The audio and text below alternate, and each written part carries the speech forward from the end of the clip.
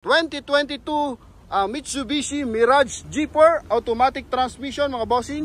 Mileage nito is 8,000 km. 2021 Toyota Vios XLE automatic transmission. 2016 Honda City automatic transmission. 22 Suzuki Dzire EGS or automatic transmission. So ito mga bossing, mileage only 13,000. Good morning mga bossing, welcome pa rin sa Promote PH. So ngayong araw mga bossing, ang pag-uusapan naman natin is yung ating mga sedan na hatak ng bangko. Then isasama na rin natin mga bossing yung ating ilang unit dito na sedan na galing naman siya sa trade-in mga boss, no? So available tayo Toyota Vios, then meron tayong Volkswagen, meron tayong Honda City, meron tayong Mirage G4, and meron tayong Suzuki Dzire. And eto mga boss, isasama na rin natin etong mga swap unit galing sa trade-in mga boss. Then available din tayo sa Mazda 3 mga bossing. So sa ating mga buyers dyan na naghahanap ng mura sasakyan dito sa Cavite area, so wag niyo pong kalimutang mag-like at saka mag-subscribe sa ating YouTube channel and Facebook page. So ngayong araw mga bossing, pag-usapan na natin yung ating mga unit na available. Alright mga bossing, so start po tayo dito sa ating 2016 Honda City automatic transmission. Mileage po na ito is 92,000 km. Price po na ito is 600,000. Available to for cash and financing transaction. So pakita lang natin kung ano bang meron dito sa ating Honda City automatic transmission. So ito yung kanyang front area mga boss. Hood niya is naka carbon fiber. Ito yung kanyang rubber chin sa front area. Coding niya is Wednesday. Kinetic yellow yung kanyang kulay mga bossing. And ito yung kanyang side. So 17 inches alloy mag wheels. Advan Racing yung kanyang brand. So Japan po yan. Then ito yung kanyang side skirt. Then rubber chin. Ito naman yung kanyang carbon fiber sa kanyang door handle. Ito yung kanyang rear area. Yan. So meron siyang reverse parking sensor. 4i reverse parking sensor. Muffler mga bossing, naka-upgrade na. So brand niya is NKE. Yan, NKE. High power muffler yan mga bossing. Then ito yung kanyang likuran. Naka spoiler din mga boss. And pakita natin kung ano bang meron sa loob nito. Meron siyang rain visor sa kanyang side. Ito yung kanyang loob mga boss. So carbon fiber din yung kanyang sidings. Then naka-bride, set up. Low Max yung brand ng kanyang upuan. So lahat ng upuan niya mga bossing naka Low Max. So panalo ka dito. 600,000 open for cash and financing transaction. Negotiable pa po kapag cash transaction mga bossing. Okay, ito naman yung kanyang touchscreen monitor. So Android touchscreen monitor. Mileage niya 92,000. Meron pang dashcam. Ito yung kanyang ceiling mga bossing. Yan. So sa mga nagkakatipo, gusto nyo nakaset up na yung unit. So meron tayo dito available 600,000 Honda City. Napakagara na ito mga boss. Upuan pa lang na ito ranging 75,000 na 50 to 75,000. Then kanyang gulong, ito Forged Japan. So nasa ganun din yan, 50 mil pataas. Kaya dito mga bossing 600,000. Panalo ka na. Honda pa yan mga boss. Pakita natin kung anong nadagdag sa kanyang engine bay. Alam ko basically lang naman 1.5. Then pakita lang natin, pasilip natin bahagya yung kanyang engine bay. Panalo ka. Carbon fiber yung kanyang buong hood. Ito naman yung kanyang engine bay mga boss. 1.5 yan, 4 cylinder. Then muffler lang naman yung nagdagdag dito sa kanyang engine bay. So wala masyadong setup mga bossing. Yan. Okay, naka ABS, naka computer box mga boss. Good running condition, naka pre-transfer of ownership. Kaya pwede na itong avail sa ating contact number na nasa screen. Connected po yan ng Viber tsaka WhatsApp mga boss. Yan. So ganoon din sa ating Facebook page. Okay, bomba tayo ng konti. Masilip natin yung kanyang performance. Maganda sana kung may mag-assist sa atin. Yan o. Alright, so 600,000. Pwede nyo na itong apply mga bossing.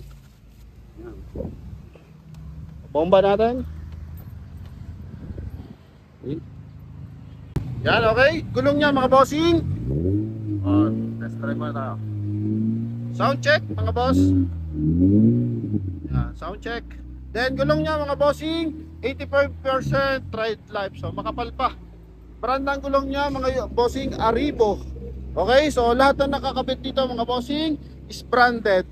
Yan, kaya sa mga nagkakatipid dito sa ating Honda City na to mga bossing, so talaga naman pwede nyo na tayong kumontak sa ating contact number na nasa screen. Alright, so thank you very much. So next tayo mga boss. Alright mga boss, so next natin 2022 Suzuki Dzire EGS or automatic transmission. So ito mga bossing, mileage only 13,000. Price na ito mga bossing 530,000. Color po nito is magma gray. Coding nito is Monday.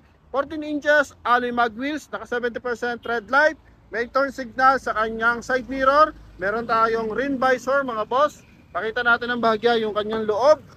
Yan, so ito yung kanyang loob mga boss. May touchscreen monitor. Then ito yung kanyang mileage mga bossing, 13,000. So walang pitet, naka D-type steering wheel pa yan. Then ito yung kanyang front area. Ito naman yung kanyang second row.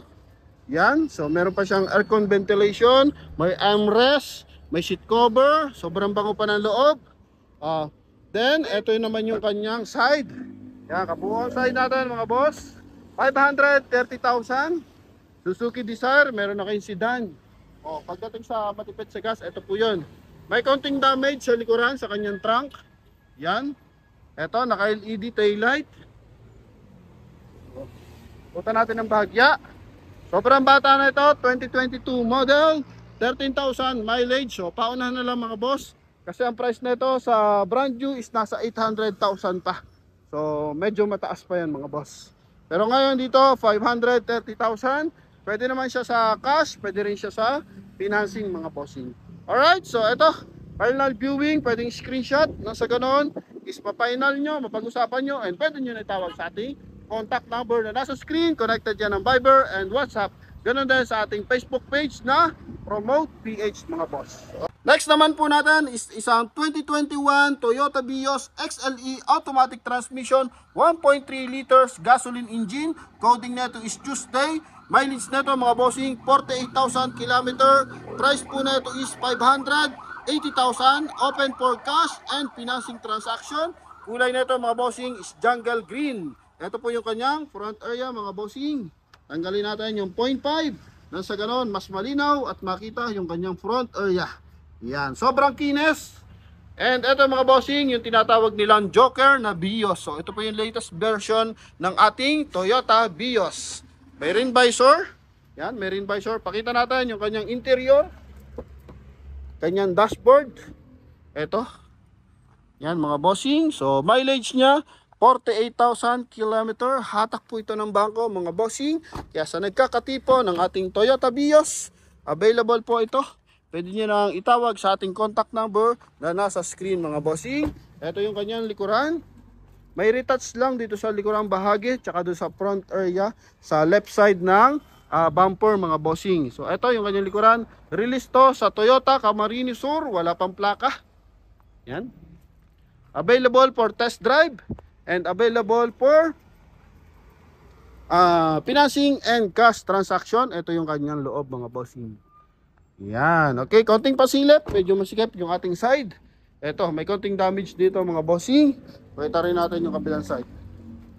Yan. Alright, so pwede naman niyang pag-usapan kung isasama na ba sa presyo or pwede namang as is na mga bossing. So depende sa ating buyer kung gusto nila is klarado. And lalo sa mga buy and sell, gantong presyo kasi naka-pass break price lang to mga boss. Sobrang bababa ng price natin ngayon, no?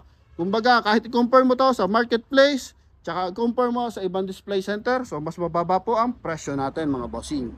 Alright, so next natin mga bossing, ito naman isang Honda City. Although ito mga bossing naka-reserve na to, Honda City top of the line BX.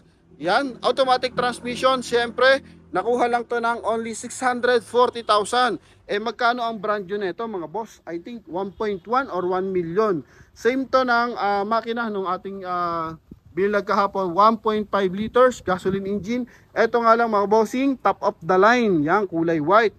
And coding nito mga bossing is Wednesday. May reservation na to, So if ever na hindi tutuloy yung buyer, so pwede natin makuha sa next viewer na gusto ng Honda City BX, top of the line, naka push start mga boss, chrome handle. Ito yung kanyang interior na napaka-pogi at napakaganda, napaka-elegante. Lahat na nandito na sa ating Honda City na to mga bossing. Leather seat pa. Grabe. Oh, yung kanyang controller. Mileage nito mga bossing, I think nasa 30 something lang yung mileage nito. Sobrang bata, 2016 model. Yan, hindi masyadong gamit. Ito naman yung kanyang second row. Oh, grabe. Oh, may ano pa, may armrest. Wow, panalo. Oh, 1.5 liters gasoline engine. Hindi lang siya naka full disc brake, pero ito yung kanyang likuran mga bossing. Yan, so panalong panalo. Yun nga lang, naka-take na to mga boss. So, pakita lang din natin para at least yung ating mga buyer is, mga viewers is magkaroon pa ng interest sa panonood na nakikita tayo dito talaga ng mga magagandang unit. Yan, so nakalagay pa yung ating donut type. So, I think butas yung gulong nito. Nakatutong yung mags, 15 inches alloy mag wheels. Pakita din natin, may LED yung kanyang headlight niya mga bossing. Then, eto. Daytime running light to mga bossing, then naka LED pa. Then pag light niya mga boss, pasilip lang natin ng bahagya yung kanyang interior mga bossing. May anti-theft alarm, may adjust ng height, tsaka pang recline. Ito yung kanyang dashboard. Grabe. Sobrang kisig mga bossing, push start pa. Okay, so final viewing, pakita pa rin natin kahit ito ay sold na. Good as sold pero reservation pa lang eh. Natin mga bossing, isa namang 2022 Mitsubishi Mirage G4 automatic transmission mga bossing. Mileage nito is 8,000 km. Price nito mga bossing 590,000. Yan, so latest version din ng ating Mirage na Mitsubishi Mirage G4. So kung ano yung lumalabas ngayon 2024, siya rin to mga bossing 2022 model. Coding nito mga bossing is Monday. Tingnan mo naman yung kanyang front area. So, price nito sa brand new, I think nasa 700 plus or nasa 750, around ganon. Pero ngayon mga bossing, 590,000, negotiable pa siya mga boss. Yan, pasilip natin yung kanyang loob. May rin visor. Yan, free pa yan from casa mga bossing. Ito yung kanyang interior mga bossing. So, automatic transmission, 1.2 liters, 3 cylinder lang to mga bossing. Kaya matipid to sa fuel consumption mga boss. Yan. Ito naman yung kanyang second row mga bossing. Yan. Okay, basically, napakaganda nito, napaka-fresh. Gulong niya mga bossing, grabe, hindi pa masyadong gamit. 85% tread life mga bossing. Yan, ito yung kanyang likuran. 0.5 natin, nasa ganon makita yung kubuang side. Tsaka rear area nitong ating na to mga bossing. G4. Dito naman tayo sa kabilang side.